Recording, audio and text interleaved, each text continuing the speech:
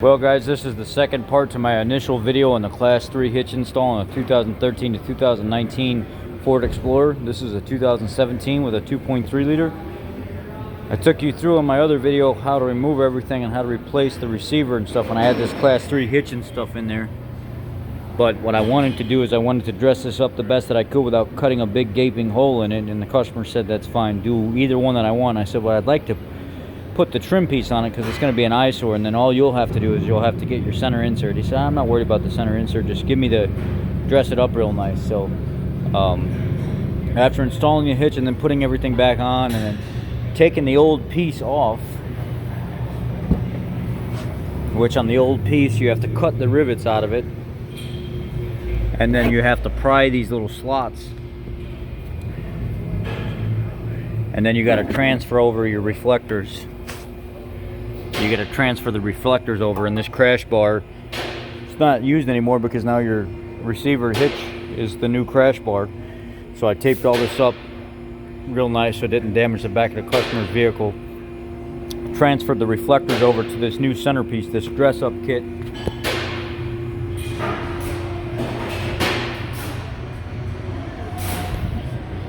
And yeah, it looks totally better than me just cutting some big gaping hole in it now. So it's actually a nicer design on how it flares around the mufflers.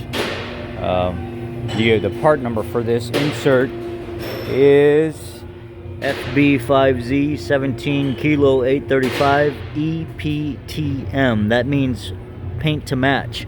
But these bumpers don't need to be painted. It's a black slick material on top of a black slick material.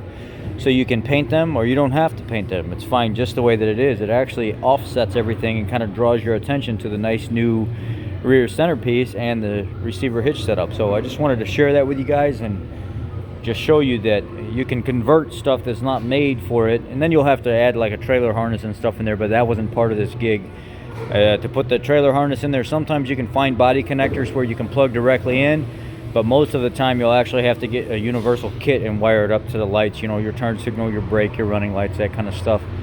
And you'll have to splice into the wires like I did on a previous video on a 2020 Explorer, where the customer wanted me to actually cut the bumper and install a Class 3 hitch and then install the universal harness because he didn't have time to wait for a new trailer bumper and stuff to come in.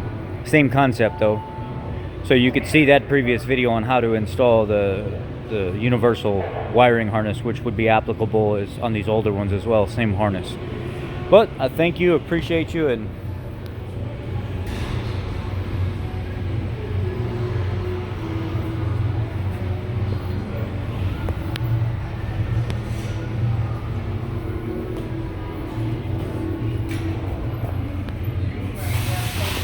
now what I'll do is I'll go get everything cleaned up and dressed up for the guy and then tell him to come get his vehicle. Thank you guys.